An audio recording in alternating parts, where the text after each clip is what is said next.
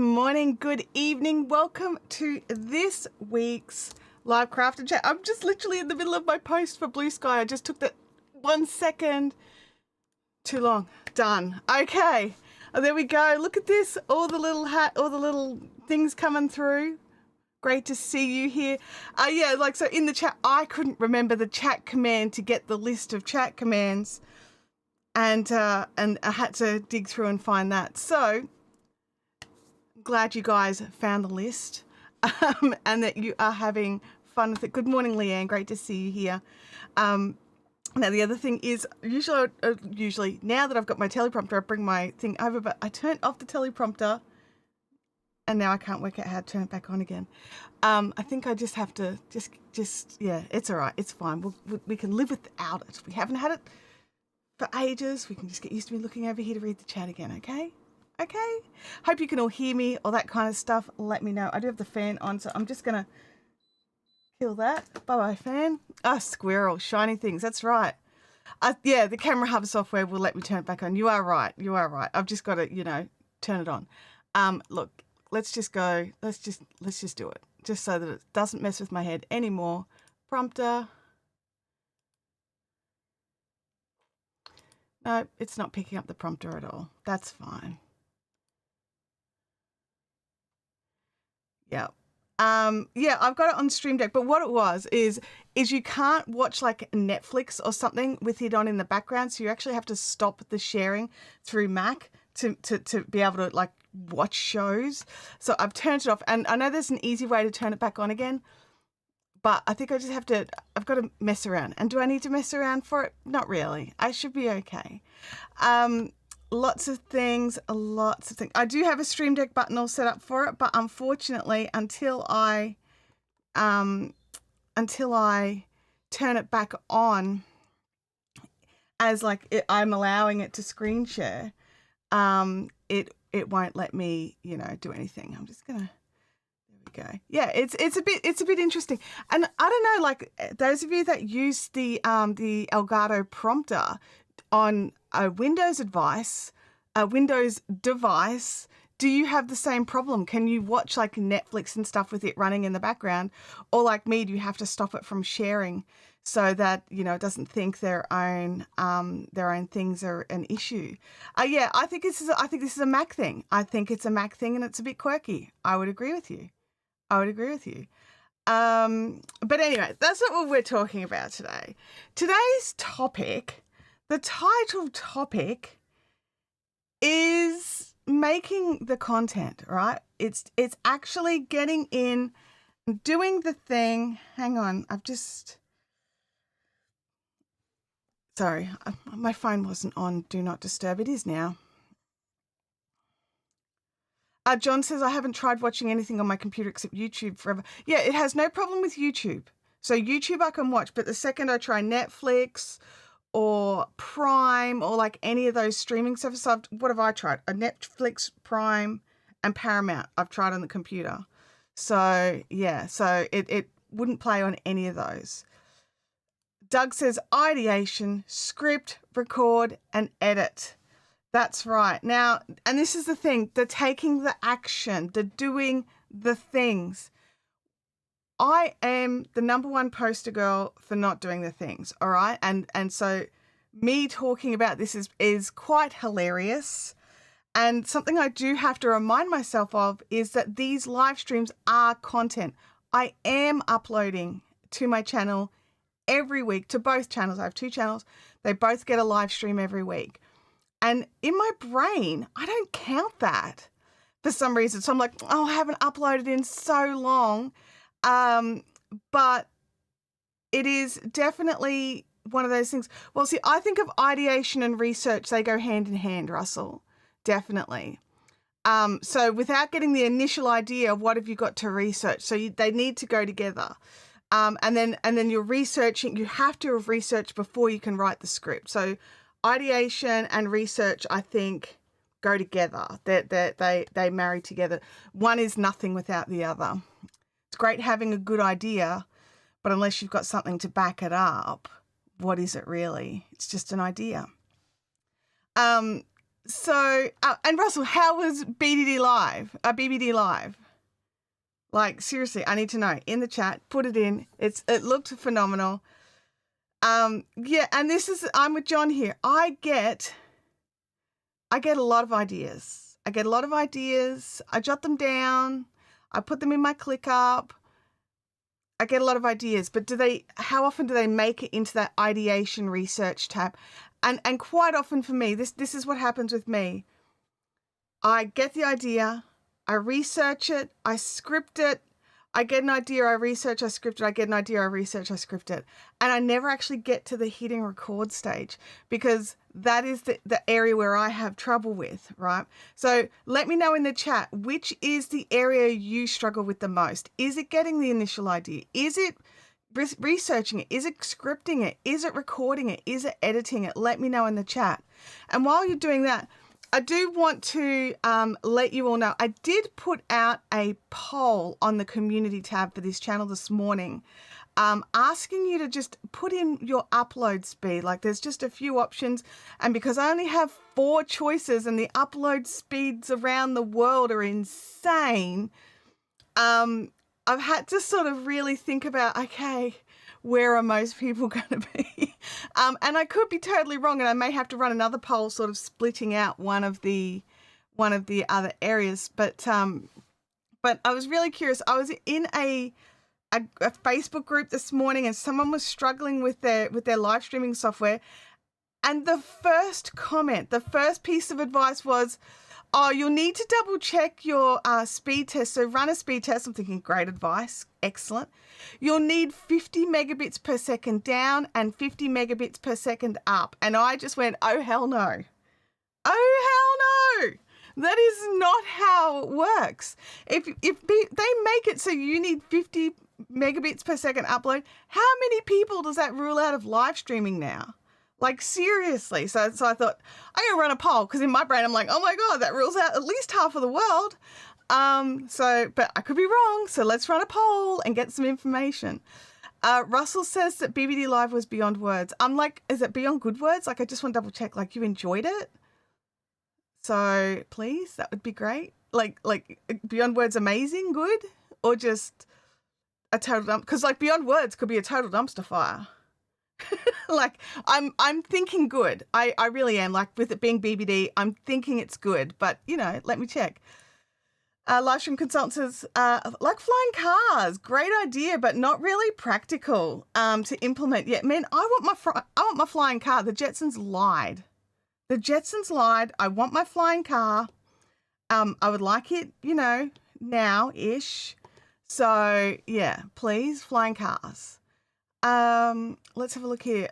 John Lacey says, I seem to have 14.7 this morning, which is sound, but Australian internet. Sad trombone. Like, yes, sad trombone.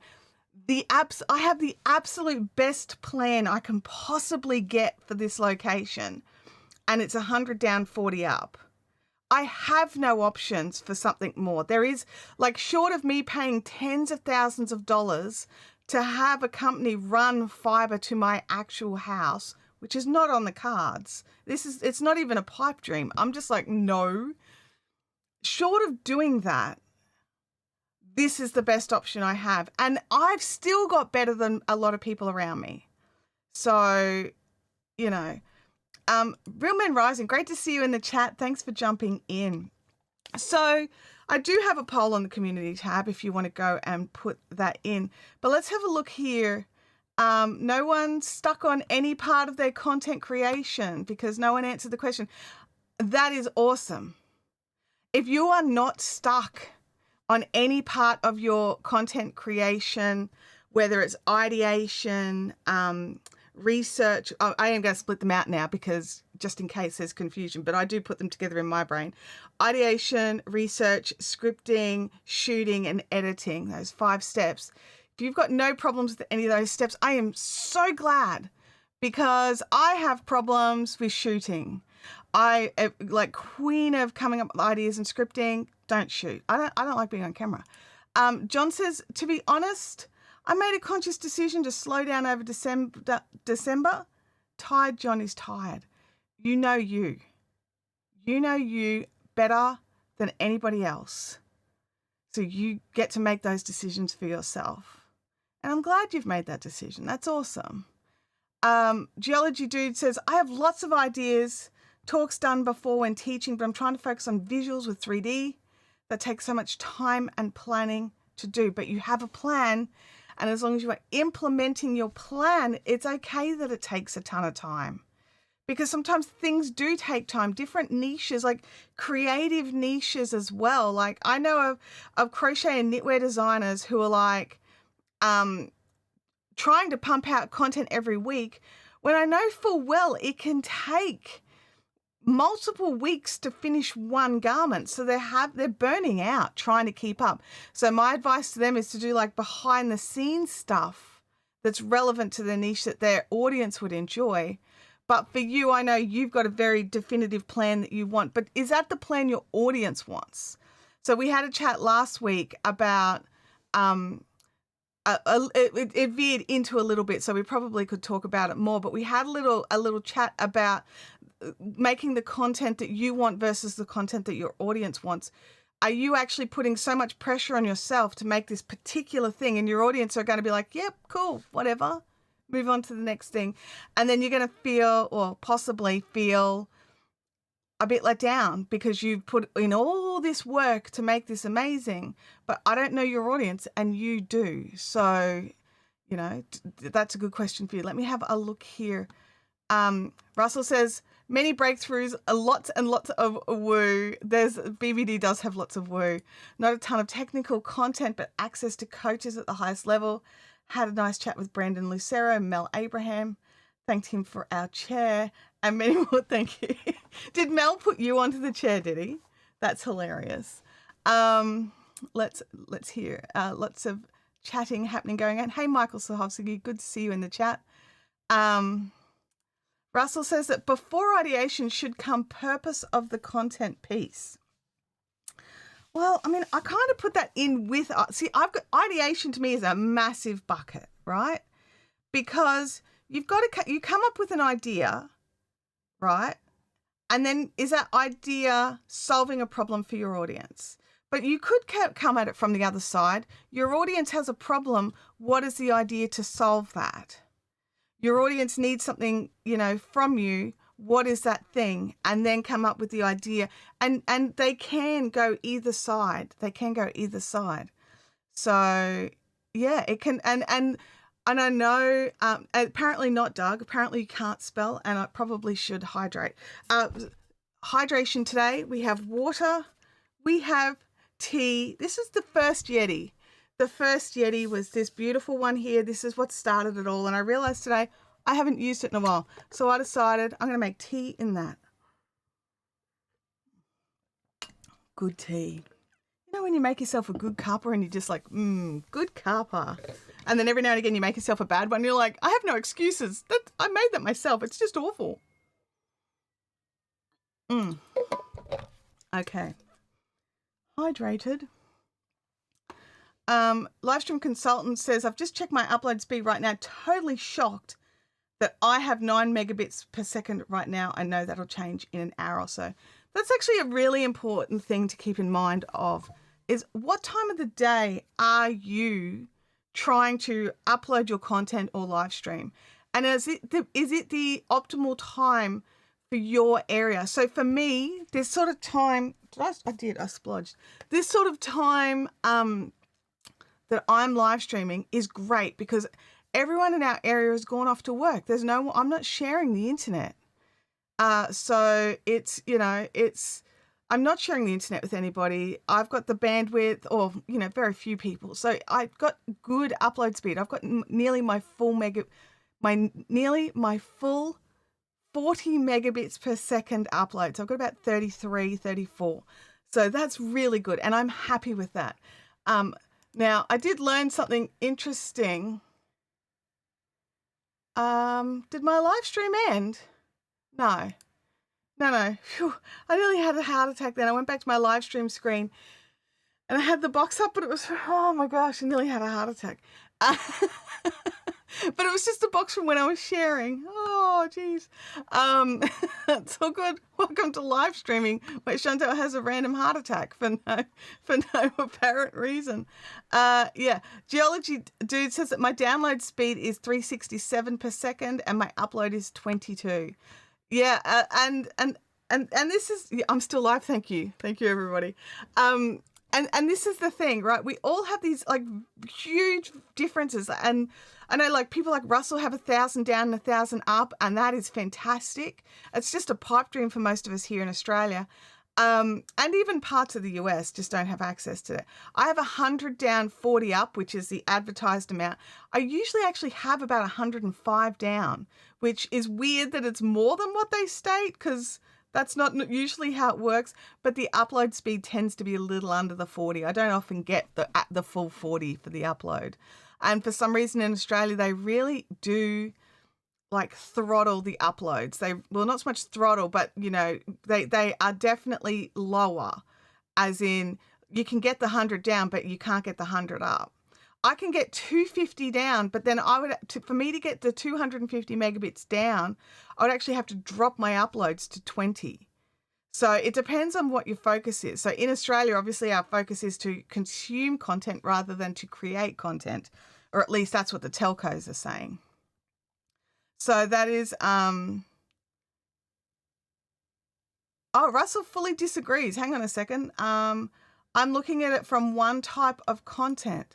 Well, I mean, I do look at things from my perspective. Russell, Michael, that's not one of ours. I fully disagree. You are looking at, did I bring that up? I want to bring that up. I fully disagree. You're looking at it from only one type of content. Now, I'm trying to remember where you said that, because I went off on a tangent and thought I wasn't live for a second.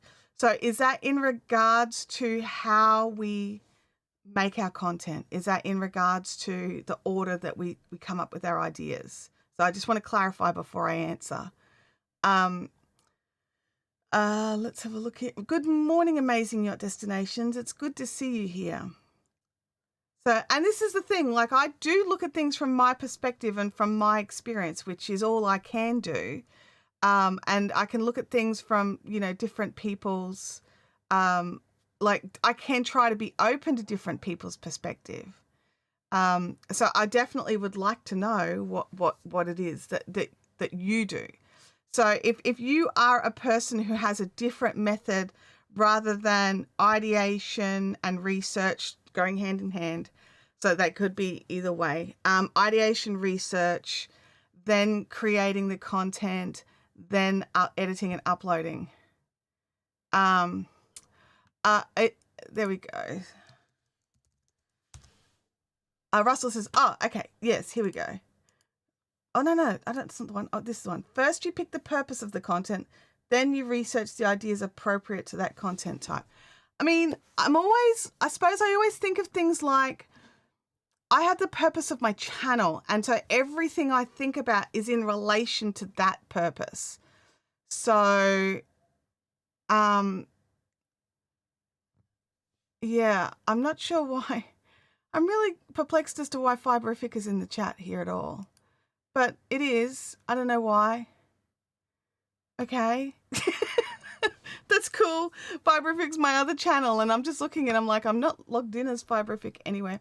Anyway, so yeah, and so I do look at it a little bit differently. Like, so I premise everything based on my channel, right? So in my channel, I'm always looking at what is a problem point that I need to solve for somebody. What is an issue that I need to solve for somebody? What is it that somebody wants to be, you know, like why do they need the video is really what it comes down to. Why do they need the video? And why do I need to make that video? And so I look at it from that perspective and that lens all of the time.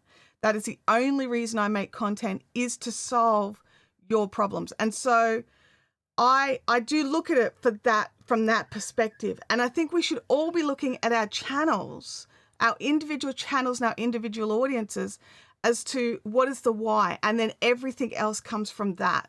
So if you've got the resounding why, so like, are you making that content, like you, Russell, you do, I mean, I haven't watched your channel for a bit, so I'm assuming you still do predominantly the manufactured home living content, showing people the different types of properties available in Florida in this particular niche. But does your why change, like from video to video? That's my question for you. Let me know in the chat in here, how many of you does your why change from video to video? Yeah, because this could change the content. Let's have a look here. Geology Dude says, if there's a momentary blip with solid internet connection, a video upload will fail. And that's bad when it's a 2 to 3 gigabyte video. Fast connections are best to avoid potentials of these occasional issues. Yeah, absolutely. Absolutely. But the other thing is, you can actually, a 2 to 3 gigabyte video, how long is that video? Just out of curiosity. And I know you're doing 3D content, but because I think, are you in Australia? I can't remember. But the other thing I recommend is that you can use this software called Handbrake, right?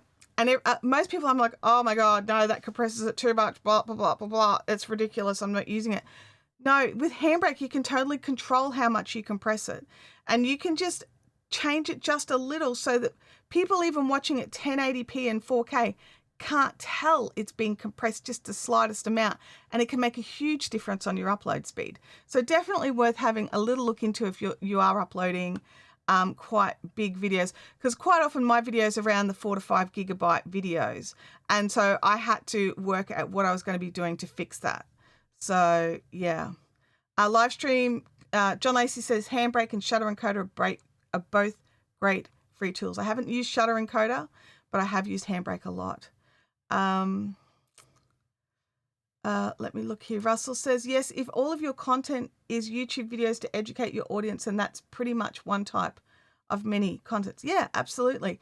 But like, I'm here, I help people with YouTube. SMI Sky helps people look at the sky. Doug helps educates people on YouTube.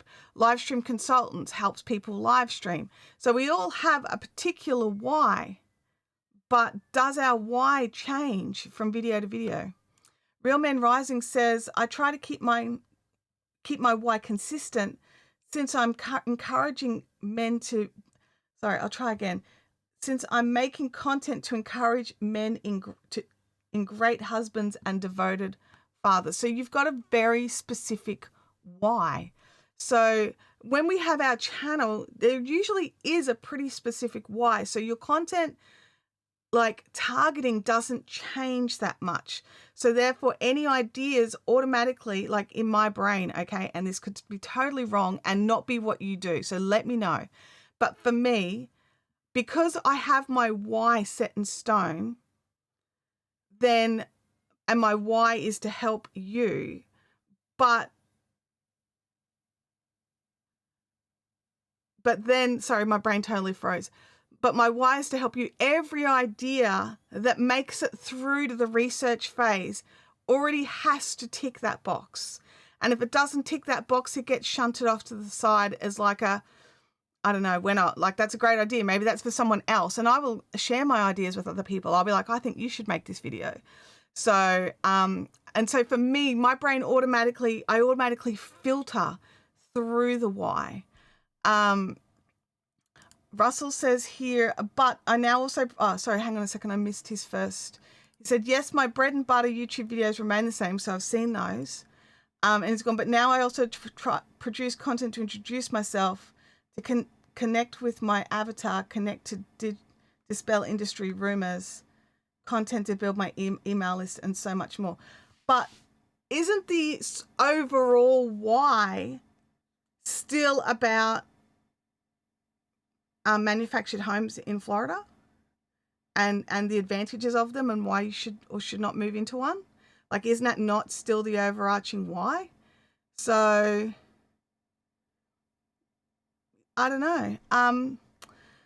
Geology Dude says probably 0.5 gigabyte to 1 gigabyte per minute video. Okay. Yeah, I would be looking at why it's so so big. And have a look at that and maybe handbrake it a little.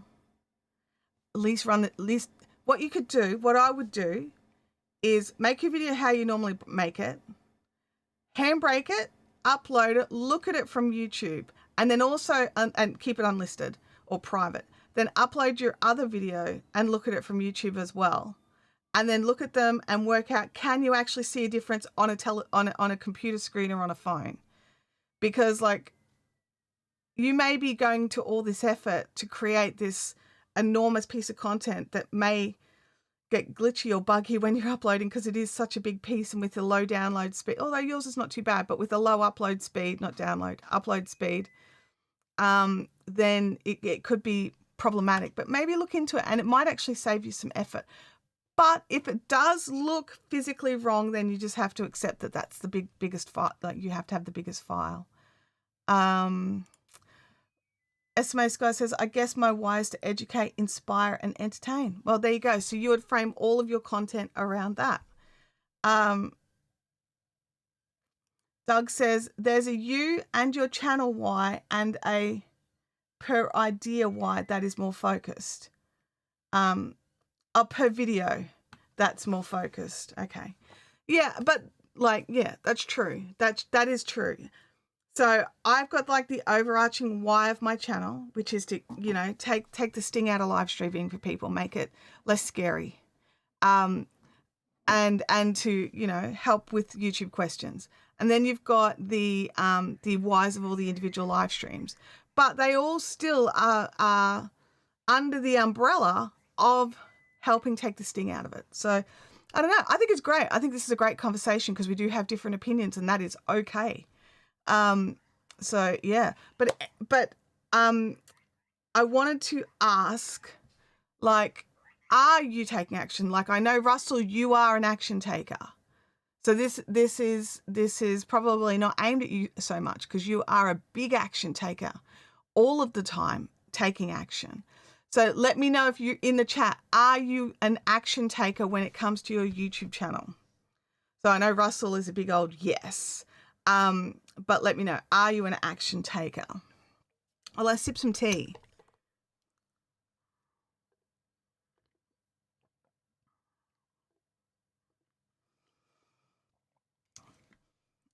Because it's good tea. It's good tea.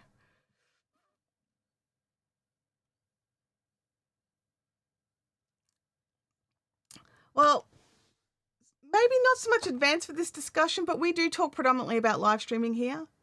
So that is our format that we generally talk about, is live streaming. So it's not so much, it's not to say that these other things can't overflow into VOD content or shorts content, but we do tend to aim towards live streaming in this group. So I don't know if advanced is the right word for this, but definitely maybe adjacent. Amazing Destination says, no, I get stuck in research the whole time. Yeah, I get it. I do understand. So where in the research do you get stuck? Because that's the next question is, what is it that's making you stuck in these separate areas of for me, when it comes to recording videos, I get stuck. But when it comes to live streaming, not stuck. I do it every week. But when it comes to recording a video, it is a different kettle of fish in my brain. I don't know why, it just is. So making that jump from the content that I make every time versus not really. Let's have a look here. An idea for a podcast might not work so well for a YouTube video, might not be so good for a short or an IG. Absolutely. But that's something like all of us are making different content. So you have to think about that. Now, I do think of things from a live streaming perspective because this is a channel about live streaming. So, but the questions remain the same for each type of content that you make. So you do need to make that decision because that's 100% correct. Just because it might work for a podcast doesn't mean it will work. And that is 100% right, what you've said there. Real Men Rising says, can you clarify your question for me? Are you saying being an action taker for helping your channel grow? So My question is, are you an action taker in the way of uploading or live streaming to your channel regularly? Because I do know we have people here who come and hang out and watch content and research and learn, and then they just get a little bit stuck and they don't take that next step. And I'm trying to work out how to help people take that next step, because sometimes when I help someone else, I actually help myself as well. So while I'm an action taker for live streaming, I'm not an action taker for VOD content.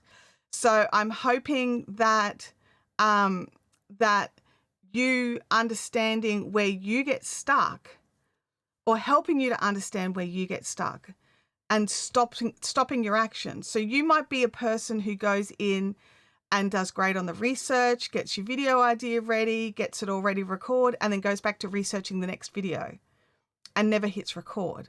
And I don't know, because I don't watch I've not seen your channel. I'm not your target audience. So I haven't seen, how often you upload. So this may not be a question for you. You may already be like, I've got this, like Russell. Russell's got this. This is not so much a question for him. Format can be a style of video, a stream, a vlog style, a listicle, a documentary. There's so much information, and it's not an easy question about format. And you're going to have to test different formats and see what works for your audience, because some audiences prefer different formats. Some love a listicle, some hate a listicle. Some love a live stream, some hate a live stream. Some love shorts, some don't. You know what I mean? So you've got to test this stuff around your channel. Russell says, that's my point. You first need to look at what type of content you want to make, then brainstorm ideas, research. See, I do it the other way, Russell. I don't go, I want to make a live stream, and then I want it to be about this, and then I want it to do you know what I mean? I go, oh, I've got this great idea. Oh, which way would that idea work better for my audience? How should I package this up to work well? And if I can't think of a good way to title it, describe it, then that content may not ever get made. But because I don't do one type of content on my channel right now, technically speaking, we have live streams, VODs, and shorts. Now the shorts are just chops from these live streams, admittedly. But there are technically 3 types of content on this channel. Well, not regularly, but they happen, okay? They exist on this channel. There's 3 types. But I come up with the idea first and then think, okay, can this idea work in this form? So the idea happens first. And this is just how my brain works. And you guys may be all totally different. And you need to work out the planning levels for yourself. But for me, I get an idea, right? And then I go, I want, like this idea probably won't work as a short because I can't keep it short ever. Have you watched a live stream of mine? I can't keep something short. It's very hard. So, is it going to be a live stream, or does it really need to be a VOD? Yes, it needs to be a VOD. Okay. What do I need to do? And it's all part of the ideation process for me. It's all part of the ideation and the research, because if I can't get past the idea and the research, there's no point scripting it. There's no point shooting it. So I have to have an idea, and part of my idea all at once needs to be how it's like the idea, the format, and the packaging. And if I can't plan that, there's no point doing the rest of it.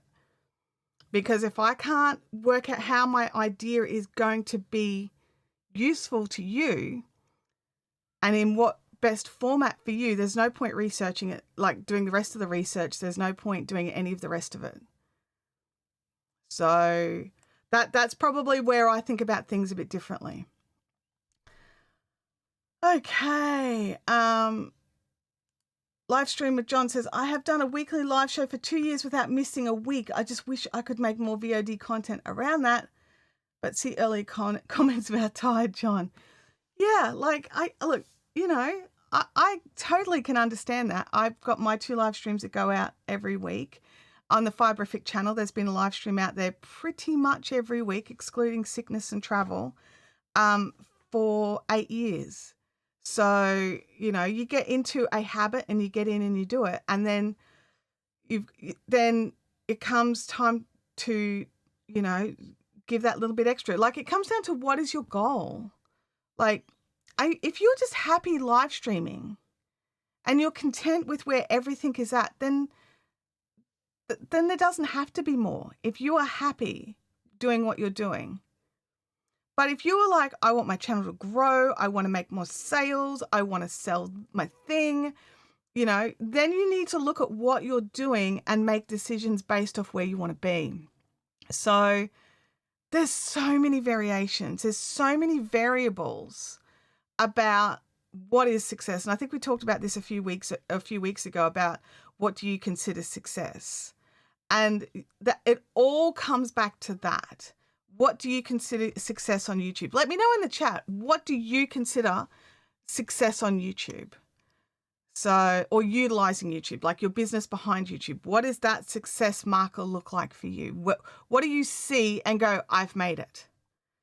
Livestream Consultant says, even in live streaming, there are a number of formats: talking head, open Q&A, topical Q&A, segmented show, product debuts. All take a different level of action. They do, but they all take research. Oh, yes. Okay. So gotcha. Well, yes, I'm an action taker in uploading video and doing live streams. Awesome. That's the first step. SMA Sky says, I'd say I entertain the most, but could definitely stand to do more education. Inspire comes from on its own sometimes. I've had a few people tell me they got a telescope after watching my content. That is awesome. Okay, so you just did exactly that. First, you said, first, I want to make a live stream. So you picked the content type first. So maybe that's, well, and because I'm a live streamer, that's the thing, right? The reason why I get stuck is scheduling. My work is unpredictable and takes a little too much time. So when I schedule, things happen and I do not have another spoon for streaming or to make a VOD. Sometimes life does just happen around you, honestly. One thing I would say, and this is a piece of advice I got from a good friend of mine, Justin Brown, is it's very easy to go, okay, I'm going to make, and this is basically a direct quote from him. I'm going to make this video. Wednesday afternoon is going to be my video making time. This week, that's when it's going to happen. It's when it's going to, and then something else happens. Like someone starts whippersnipping and you can't record. You've got to do something with your children or your pets or work or something. And then you're like, well, that didn't happen. Oh, well, next time maybe. So rather than have that definitive moment, maybe have like sometime in this week, I want to record this particular video. And for me, I have to be really like, and this isn't so much Justin, but for me, I have to be like, in this week, I want to make 5 shorts from this particular live stream. And I have to be that specific or it just may not happen. So John says, my hope though is if you already know your subject matter well, you won't get lost in the research and you'll be prepared to speak about it anywhere, live recorded, video, article. I do and don't agree with that. I suppose it depends on your topic. And you do have to, like, there are definitely parts of live streaming I am 100% okay with. And I could talk about on and on and on and on and on, right? Absolutely. Could talk about it all the time. But there are other things where I'm like, is that actually the case now? Has that changed? Like, so someone says to me, hey, YouTube, like, what is the uploading limits for YouTube? Like, what do I have to have minimum? And for a while there, it was changing all the time. Like 1 minute you had to have 100 subscribers, then it was 50. And now it's like, if you've got an encoder and a channel in good standing, you 0, like I had to research to get that detail and understand. Now I know it, but before I didn't know it. So I had to research it. So sometimes that's, it's true, but it's not true. Does that make sense? It's true, but it's not true. And I think an important distinction, if I don't go live at my regular time, some people will notice. People won't know that I didn't upload the video. They didn't know I was, they didn't know I was going to upload a video. So they don't know I didn't do what I was going to do. Yeah. The subject matter expert. I mean, I don't know how to, I may think of things differently, and this could be my downfall here. Are we ready? Are we all sitting down? There are things that I know a lot about, but I still need to research them and just to clarify them in my own brain, just in case there's been a change.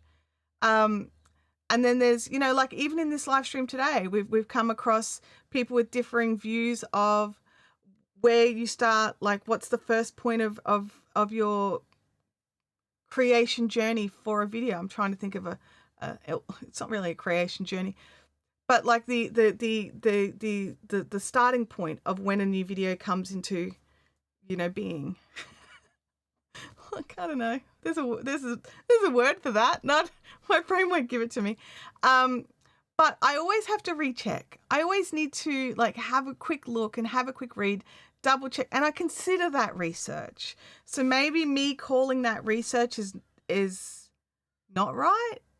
I don't know. I call it research because I'm researching and educating myself and confirming or having to go, oh, wow, that changed. Okay, that's different, and move on from there. So, I don't know. Is that not research? What do you guys call that? Is that research? Doug says, I always have to recheck specifics in case something has changed. Me too. Because especially with this YouTube, but it's not just a YouTube industry. It's a lot of industries. Things are fluid and moving all the time. It's not usually a case of, okay, I've got this now. I'm never going to have to learn this ever again. I mean, I'm just trying to think, are there any actually things in my life where that's the case? I don't think so.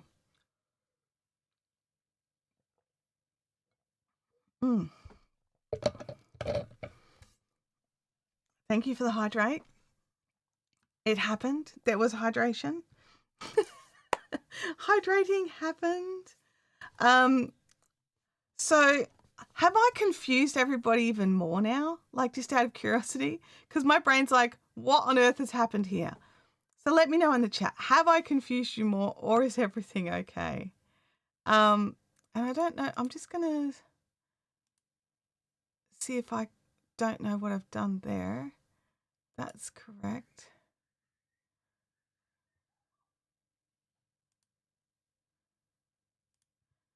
Just double checking I'm still live here. I am still live. I'm just trying to work out why everything's showing up as fiberific while you guys let me know if I've actually just confused you all even more. John says, I guess I try to only teach things I use regularly, so I'm super familiar with them already, but you'll do you. Well, I mean, yes and no, John, because don't you live stream your journey in Black Magic where you are learning it as you go as well? Like, you're not super familiar with that, but you're learning your 3D stuff. That's technically you're helping people. You're teaching people that it's okay to just jump in and give it a try. And if it crashes and burns, that's fine. You can just try again. But sometimes, like, you're also showing people just that it's possible to do something with this software. So technically, I look at it as you teaching. So John says, well, that's different. That's not me teaching. That's me looking for social connection. But that's your perspective of it. I look at those live streams as, oh, what is he doing here? I'm having a look. It is just, definitely I do think of it as teaching in a regard, but I don't know. Let's have a look here. Do you believe, Chantelle, making YouTube educational content has become very saturated now? I moved away from that type of content to a more specific niche and audience. Your thoughts? I think that there's a lot of people making a lot of different types of content, and this is a problem that I have with me having started, because I have a second channel where it's not anything to do with YouTube education, whereas this is a bit more of an educational channel. I try not to think of it as it's saturated because there's no one else giving my particular view on it, because there's no other me's around, if that makes any sense. I don't know. I think there's a lot. I think you're right. I think there is definitely a lot of people making this kind of content. I think that there's not a lot of women making this kind of content. And and this is going to sound really harsh and horrible about myself, okay? But there's not a lot of non-glamorous women. So I look at like all the YouTube educators who are women, and they're beautiful. They are refined and you know, I struggle to relate because I think, oh, you've just been able to get that done because of, and it's probably not true, but my brain instantly goes there, you know, or it's easier for you because you don't have to deal with the comments that I get. Like, I removed a comment this week that told me I had to go to the gym, right? Like, dude, you're right. What am I going to say to that? But I am going to remove it because it's not good for my brain. And so I figured maybe there's other people who don't see themselves in the same sort of light as some of these other content creators. And we do have a lot of low-key, relaxed dudes in t-shirts, making really fantastic educational content. But all the girls, or not all, but a lot of the girls or women tend to be more well put together. And so to say their content is in any way diminished, it is not. It's really, some of them are phenomenal, but I struggle to relate. I do. So I figured maybe there's somebody who could take some advice from, you know, Aussie Chantelle with her t-shirts in a relaxed way. I don't know. We'll see. It'll either work or it won't work, right? It's all a test. Let's see here. The only thing that's coming up Fibrific is the list command. Okay, well that's cool. That's good. I don't know what's going on there. I haven't tried another one, so we'll see what happens next. Amazing Yacht Destination says, you've not confused me, just gently nudging on how to do things and getting my button gear and doing. Yeah, okay, cool. All right, so if I was to make a VOD, how would I do it? Okay, great question. My first question would be, why can't I do it as a live stream? No. No. If I was going to, well, I am planning some VODs. That next year is a year of regular VODs, so I've already got some in the planning phases.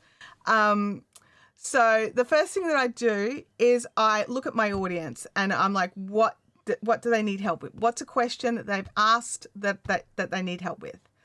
So then I look at that and I try to find that. Then I go and do some research behind it, make sure that more than one person needs that help. Like, it sounds horrible. I really do want to help every individual person. But when I'm doing a VOD, I want it to reach that wider audience. Why? Because I hate doing VODs and it better be worth, no. That is not the reason. That is not the reason to do VODs. But no. So I look at what it is, like I get the idea, I decide which way it's going to go. Can I do it as a live stream? Would it be better suited as a VOD? And really some things are better suited as a VOD, and that hurts me to say it.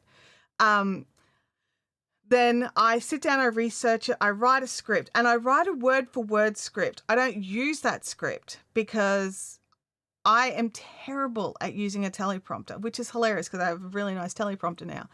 But I'm terrible at using a teleprompter. But I write the word for word script so that I know what I'm talking about, that I know I've got it all clear and clarified out. And then I learn the script as best as I can. And then I bullet point it out. Then I shoot the video and then I go from there. Then I edit and all that sort of stuff. But in the ideation process, I've already started thinking about the title and about the thumbnail even before I've started scripting. So, I don't know if that answered your question or not. We'll find out. Doug says it's the YouTube education area is saturated in some respects, but gaming is more so. Yeah, and look, I think if you're passionate about something, it being saturated shouldn't be a reason to stop you. But if you are more passionate about something else, you should be doing that other thing. So I think you've probably made the right decision for yourself. So we have to look at where our passion lies, because I don't know about you, but I'm a little bit over the people who just are making the content for the highest CPMs, the lowest effort. You know, that bugs me a little bit. It's like, you know why they're there. They're there just to make money off YouTube. They're actually not there to help anybody. They just want to make money off YouTube. And I don't want to be that person. I can't be that person. And so for me, it's never been about which areas have the best CPMs, which areas, like, can I do the least amount of work to get the most effort? That's not me. And it's not to say you shouldn't actually be looking at ways to optimize to reduce your work for impact. That's a whole nother thing. Like, I'm just talking about those that are just doing it for the cash. Like, cash cow channels are awful, and there's tons of them around. So certain niches might be saturated, but not saturated with your style. Yeah. I actually think that the first video that I put out on this channel says it really well, and it's a VOD, and it's fairly short. So, it's only saturated at the bottom. You are what sets whatever your content is apart from the rest. Yeah, who is it? I think, is it Nick Nimmin that says it's saturated at the bottom? Or it might be, it might be Roberto Blake. I can't remember. Yeah. Real Men Rising says, I believe what brings me back to your channel is you demonstrate a strong knowledge on how to engage a live audience. Well, I appreciate you saying that. I hope that I'm demonstrating that today. I don't know if I am, but I love community. And I think this is where everything rolls back to, no matter which channel I've got, no matter which niche. For me, it's always been about the community. And unfortunately, you do need to build an audience to grow a community. So, and you can do both at the same time. But I do think that community is key. You don't need a massive audience if you've got a great community. And I think I've got that. I think I've got a great community, and you guys are awesome. And come back every week and listen to me blather on about stuff. I think it's fantastic. So I do hope that that you continue to believe that. SMA Sky says, people that leave comments like that probably have a Cheeto dusted keyboards, to be fair. Well, we don't know. We don't know what's going on in their world. And that's the thing. Like, I try not to, like, they've judged me, but I try not to judge them. Oh yeah, good point. I think I will. After that. Yeah. And so rather than judge them, I just remove the offending comments. And it's not to say their comments aren't true, but I can't see them every time I open up my socials. I can't see it as the latest unresponded to comment. It just has to go.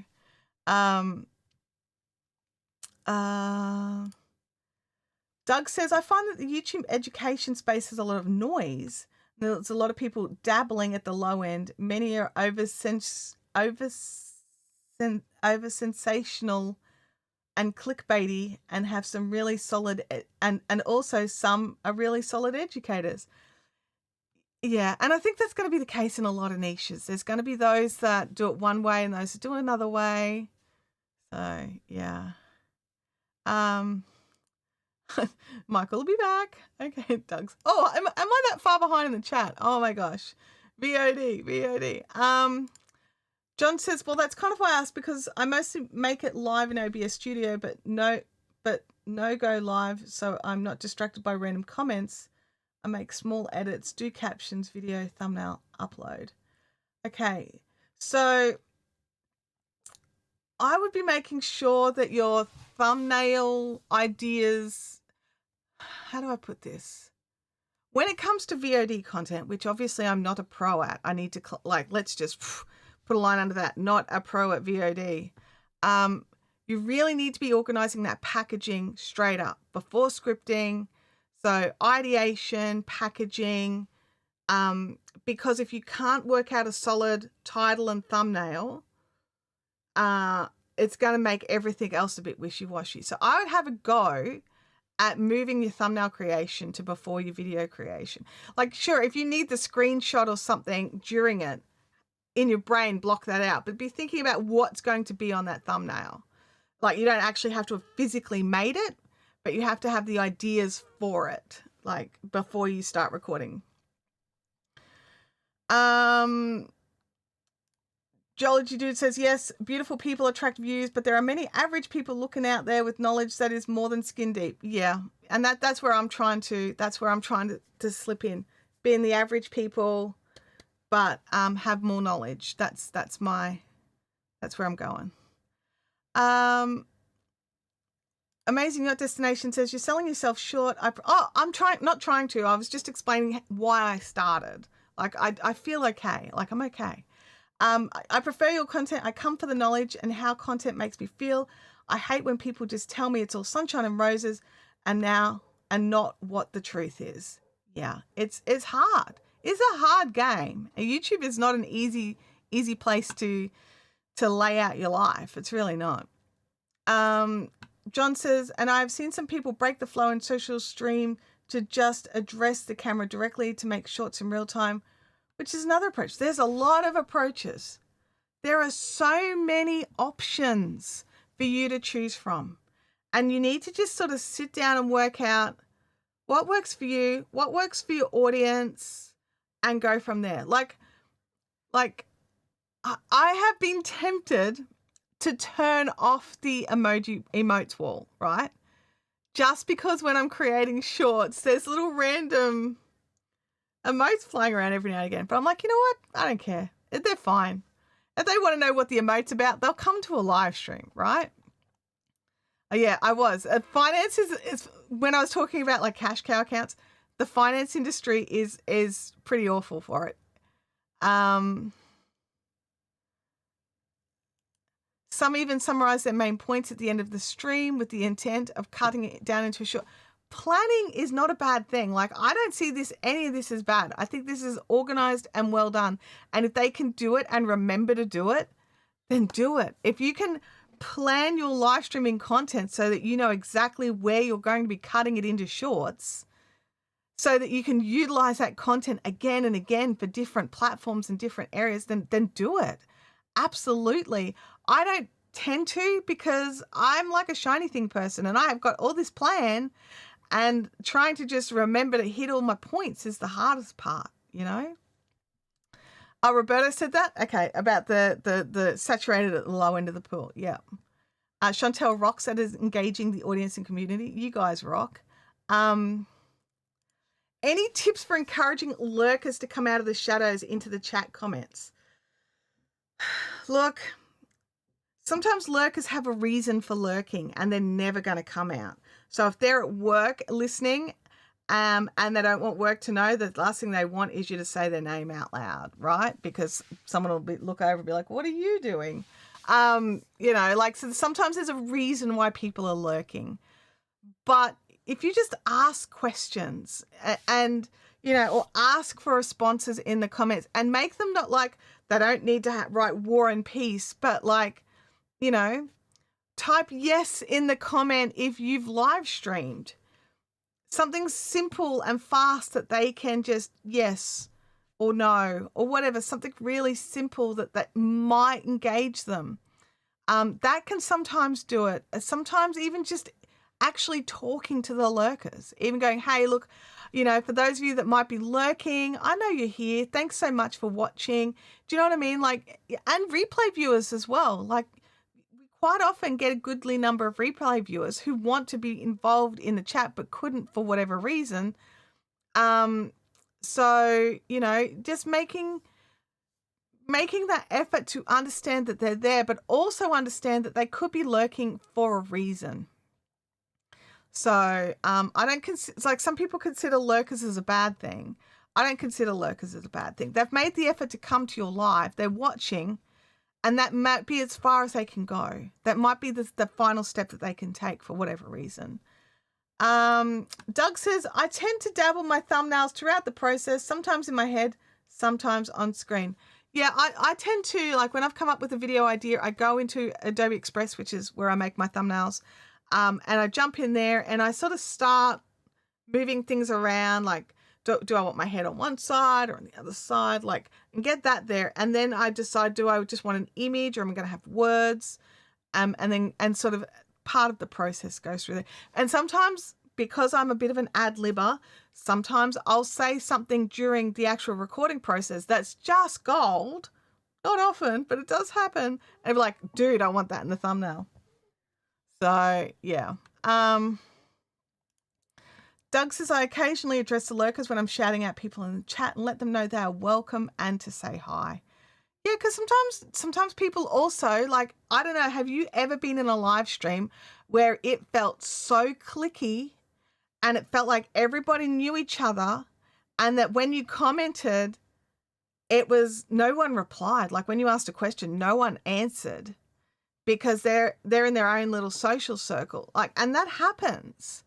So, you know, trying to be really encouraging, and like I have moderators, and if someone's new and that comes in and asks a question, like about how things are running or something like that, they'll answer it in a polite way. They won't be like, oh, why are you even here if you don't know what the stream's about?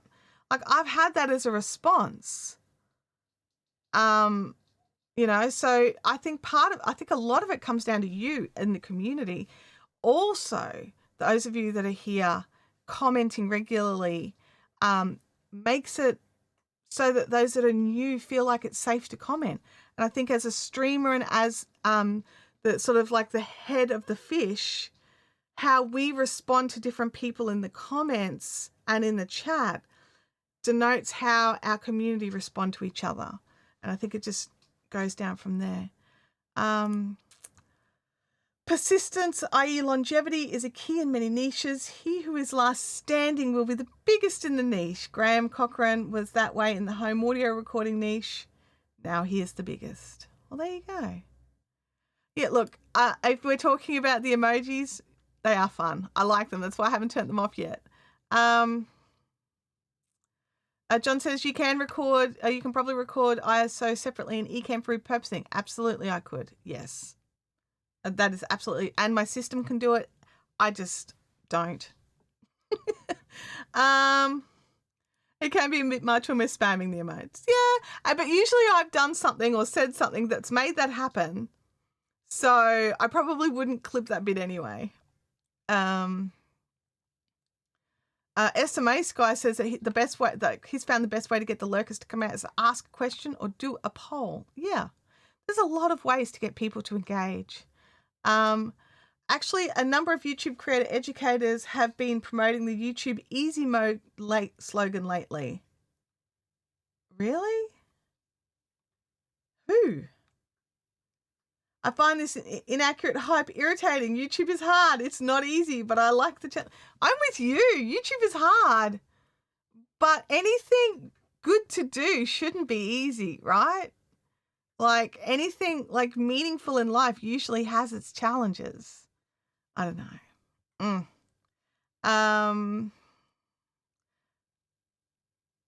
Yeah, Amazing Yacht Destination says I'm lurking a lot on live streams mainly because I'm busy with other stuff. Absolutely. Yep. John says lurkers are only a bad thing in the sense that I'm trying super hard and I'm getting little feedback and it's affecting my self-esteem.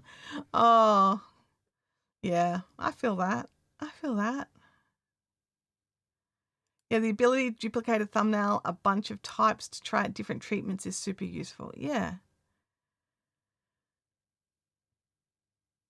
Some pushback videos have been made about the easy mode videos. Good. I think they need to be. John,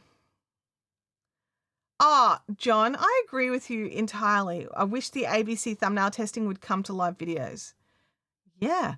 Or even just on their replays. Like I get that maybe it's not so simple while they're live, but why not once they've been processed, why can't we go back and add it then so that at least we could work out based on our replay view? Anyway, you and I need to talk about that because that's annoying. Real Man Rising said sometimes lurkers are people who don't actually have a Gmail account and they're not able to comment. I mean, that is actually a true thing. Anyone not logged in can't comment. So that's always a possibility as well. Yeah. Are there countries in the world that don't allow Gmail accounts to be made? I mean, I just assumed everybody could make a Gmail account. So, I mean, I don't know. I don't know the answer. I didn't realize that might be because I know you have to use Gmail to make a YouTube account now. But I didn't realize that not everybody could make a Gmail account. So that's actually very valid. Yeah, Stephen Bradbury, Last Man Standing, absolutely. Yeah, Doug says, I've seen those thumbnails. I'm not sure what easy mode is supposed to be. Oh, yeah, absolutely. Esme's guy says, totally agree. Got to create an inviting chat to encourage people to participate. And look, that's especially when you're very first starting and there's only a couple of people watching or there's no one watching, that's really hard to get it going. And so you just have to be constantly well, not constantly, but regularly asking a question so that as people do come in, someone might answer it and be like, oh my God, somebody answered the question, and go from there. My thoughts on sub-only mode. I think that it's a really good tool, right? And especially if a channel is being hammered by bots or spammers or, you know, troll jerks, whatever. I think sub mode is really great for that. It really slows that down so that the mods can keep up, or the channel owner, if they've got no mods, you know, that sort of thing, they can keep up and keep that out. I do see the advantages of it to get people to subscribe to your channel so that you can get more subscribers on the channel. I sort of get it. I don't tend to use it so much for myself purely because I do look at it from a moderator perspective and I haven't needed to use it at this stage. I don't know if that makes any sense. In saying that, I do run members only chats and things like that, where only if you're a channel member you can get into it, sort of thing. So I do believe in the hard wall.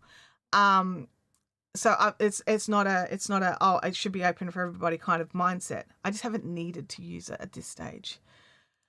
Livestream consultant says there's a difference between hard and something that requires thought and effort. Everything is hard for somebody. Everything is easy for others. Food for thought. Yeah, I don't know. So,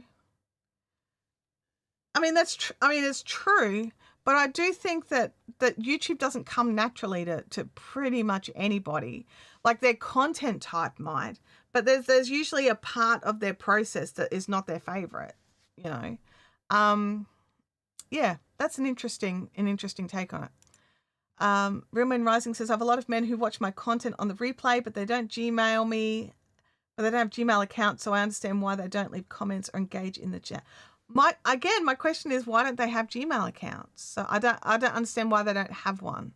Is it like a geographical restriction or something? I'm not sure. When Logan Paul and Mike Tyson fight came out, I had to turn sub only mode on, but they actually subbed to and posted their spam. Oh, that's orkies. Wow.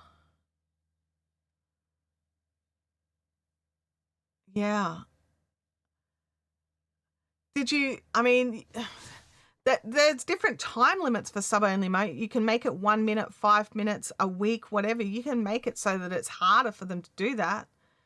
Oh, you did. You ended up making it for 20 minutes. And some regulars, unfortunately, discovered they weren't subscribed. Well, I hope they rectified that. If they're regulars and they like the content. Oh, and the other thing is, if you are in sub-only mode, you do need to pause every now and again and say, we are currently in subscriber-only mode. This means you need to subscribe to the channel and wait X number of minutes before you can comment. And explain why you've done it. Like we've decided to do it this way because we've been having a lot of problems with trolls. And I'm really sorry if this is inconvenient for you, but this is the way we've had to go for today. So if you do want to jump into the chat, make sure you are subscribed. You know, be really open and clear with what it is that you're going to say, and so they understand why it's been done. John says, everything is hard, but what are you going to do? Drink cocktails by the beach. Actually, that sounds agreeable. Which beach and what time is my question. Easy mode means doing less polished videos. It says do videos in one take because you will do as well as everyone else and maybe better this way. Look, I got no issues with raw videos and one take videos. I don't like the idea of them being called easy mode because you've still got to research your video. You've still got to make your thumbnail. You've still got to make sure that the content is what your audience wants. All the hard stuff still has to be done. So how is that easy mode? Like, you guys don't want to, like, my live streams are disjointed and choppy enough, right? You've seen those. But you don't want to see what one of my pre-recorded videos looks like before I edit it, because I repeat myself until I'm happy. And it might be my name that I repeat over and over again. Although I think I'm starting to not even say who I am, because no one cares who I am. They want the information. So yeah, I don't know. But I don't, yeah, Doug, as Doug said, appreciate the recap. Yeah, because I didn't really know what the, like the easy, I thought the easy mode was like really, like, I'm seeing a lot of people talking about how they can get AI to create a script. They can use an AI voiceover. They use AI generated B-roll and then push it all together in a video and upload it, where they've really done not much of anything. And I thought that's where you were going with that. So I'm glad you clarified, but still, as an example, I find creating VOD content daunting and unnatural, but live streaming I find totally easy and natural for me. I'm definitely an extrovert. See, I agreed with that all the way up to the last sentence. I find creating VOD content daunting and unnatural, and I find it totally easy and and live streaming is totally easy and natural for me. But I'm definitely an introvert. So isn't that interesting? So they're just using the term easy mode to grab the click or gain the attention of people looking for shortcuts to success. There's no shortcuts on YouTube. There's really not. Yeah, the AI stuff is a different thing. Okay, yeah, because I thought the easy mode meant the AI stuff. So I'm really glad that Geology Dude did, lay it out for me. I appreciate that. For me, Amazing Yacht Destination says, for me, I struggle with recording. Hearing myself is hard. Some find it easy. I do not like editing myself at all. I don't like listening to myself over and over again. I don't like looking at my own face over and over again. Like repeating the same thing, while I'm trying to, like, do I want that bit in there or not?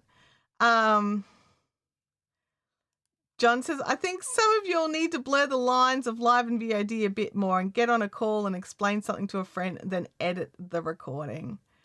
Yeah, like, it's definitely, there's definitely ways to utilize a live experience and turn that into the VOD. There's definitely ways to do that. But yeah, it's one of those things that if someone doesn't want to do it, they're not going to do it, right? Like I was on a call with a friend of mine the other day and it was so good hearing from him. It's been a bit. And we jumped on a call really quickly and he was just like, you need to do this thing. Look, I've given you this great idea. You need to run with it. You need to do with it. And like, I'm just like, I'm probably not going to do it. He's like, oh my God, why not? It's like money in your pocket. And it's just because it's so uncomfortable for me. And that's sort of where this whole idea for this stream came from. Are you taking the action and creating because it's your choice?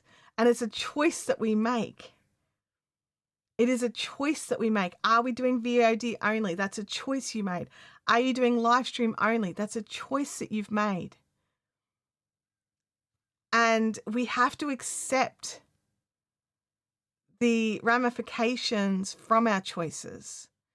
So, and then do we change our mind and make other choices to change things up? So for me, I did change my mind. This was going to be pretty much a live streaming only channel, right?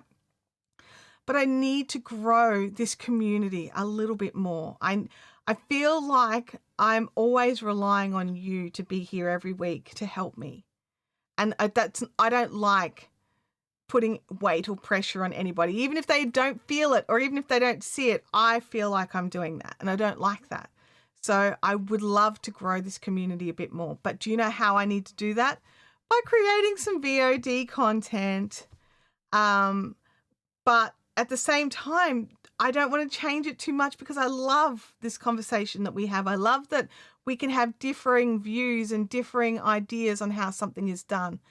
And I love that we can have these backwards and forwards conversations in these live streams.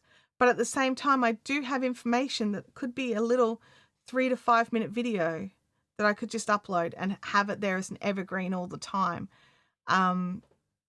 helping other people that may not like live streams. So, yeah. Doug says, I also think people are playing the game to get the views. They over-sensationalize clickbait. Oh, I think they absolutely are. I think they absolutely are. They know it's harder work than the easy mode. John says, looking at yourself and listening to yourself definitely falls into the category, feel the met and do it anyway. Yes, it does. It definitely does fall into that category. John says, you have the choice. You can push through and keep practicing until it gets comfortable, or you can stop trying. Absolutely.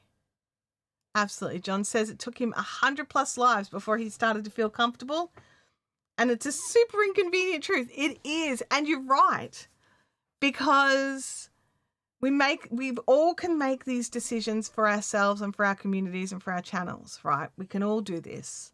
But what is the driving force behind the decision that you've made for you to not take the actions? What is it that's stopping you from doing it? What is it that made you decide to go one way versus another way? Is that reason still valid? It might have been totally valid a year ago. Is that reason still valid now? We have to keep checking back and double checking our decisions and our whys. Is it still the same reason? Did we veer off course and we actually prefer the new course? Do we need to change our tack a little to steer towards that course rather than just lean into it? You know, like, what is the decisions behind the actions? And I think we need to all be taking a really long, hard look at what are the decisions behind our actions. And are they really decisions, or was it a knee-jerk reaction? Because that's me. I'm a knee-jerk reaction person. I go, nope, no VODs. I'm not, oh, no, I'm not making a masterclass. Nope. Knee-jerk reactions. And I need to stop and look at, is there an actual reason why? And are you doing knee-jerk reactions? Like, or am I alone? Like, this is the thing. Am I alone? Total selfish stream. The real reason for this stream, am I alone in my knee-jerk reaction to not do particular things? That was not a very good title, so I went with the other one. Livestream consultant says, pressure on us. Haha, not. We all enjoy the show. Waiting for Chantelle to take the ban hammer to the delivery guy midstream. Oh my gosh. I'm like, do I have a delivery due today? No, I don't. Or at least I don't think I do. Yeah, Doug, at Do It's going to do nothing.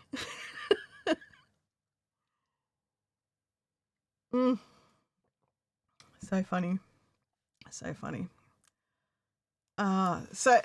Like, to me, this has felt like a bit of a confronting stream in areas. Let me know in the chat. Have you felt like I'm like pressing any buttons that you don't want pressed? Like tender spots where you're just like, no, I'm fine doing things the way I'm doing. Let me know in the chat. Amazing Yacht Destination says you're not alone. That's good. Thank you. I appreciate that.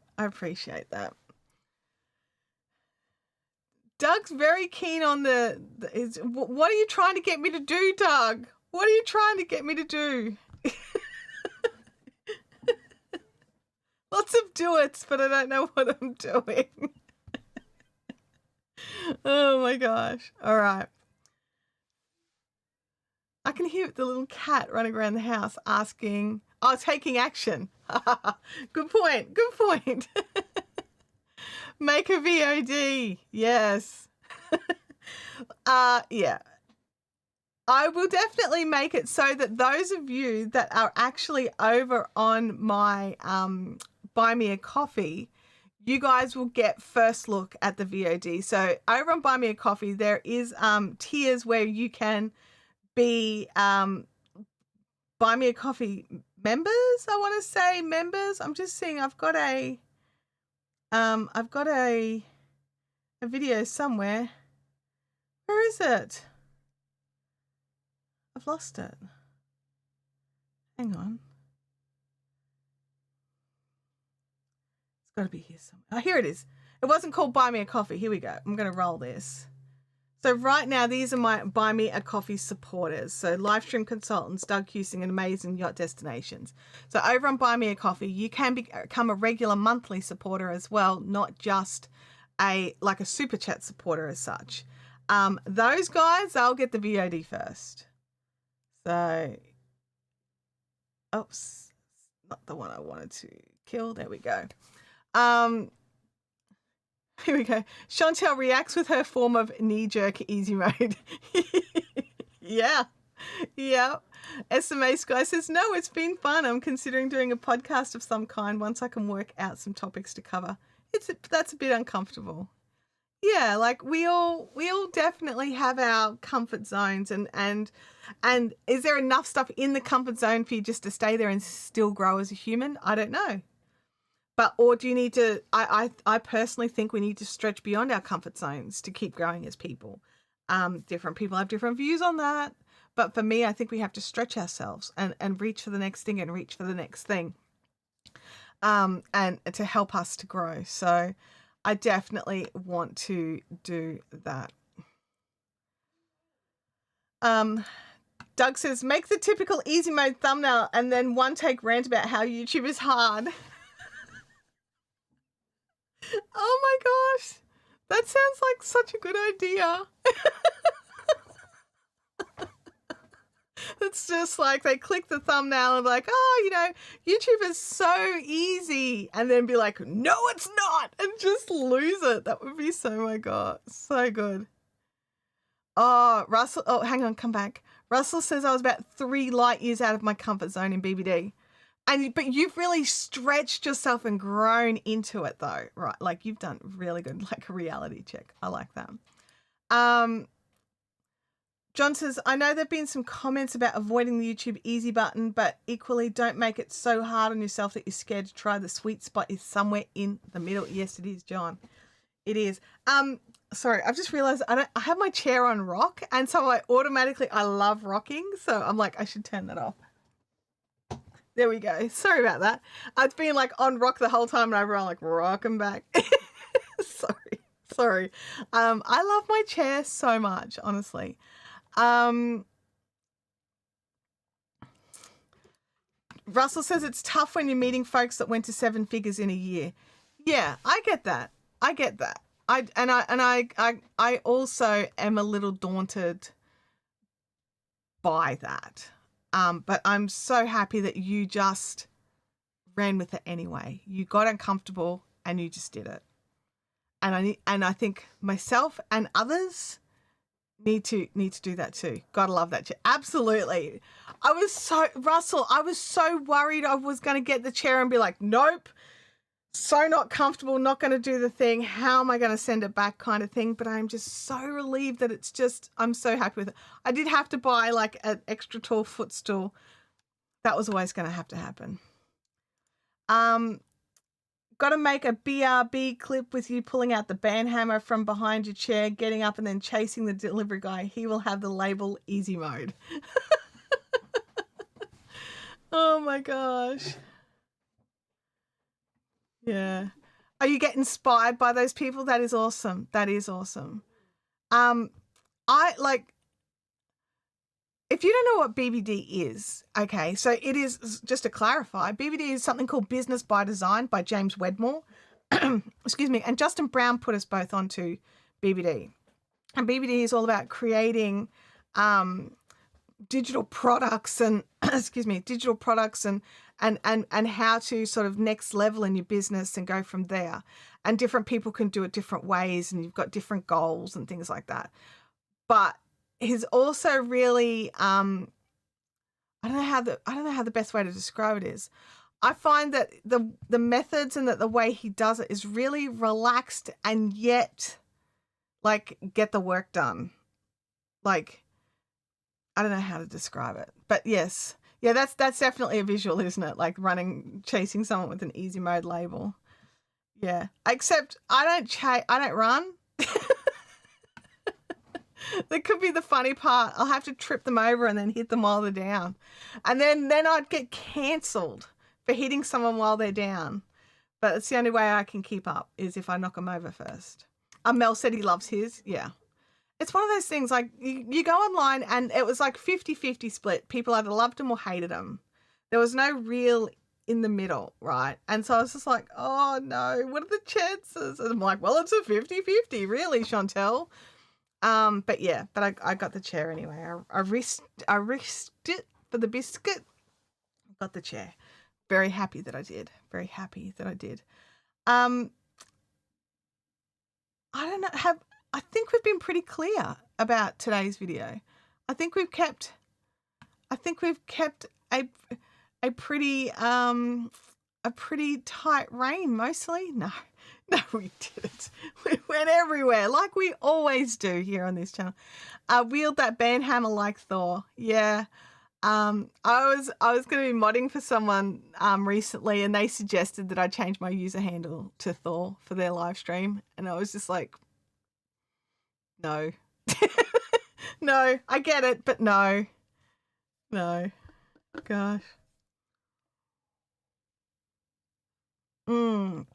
So, do you have any questions for me about this topic or about anything live streaming? If you are lurking, has anything that we've been talking about made you think I need to do something?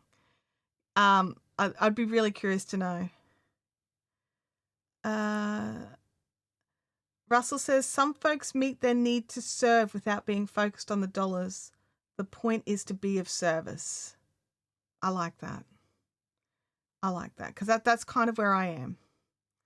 I don't, like, sure, like everybody, I would love to be a little bit less worried about the income coming into our family home. I would love that.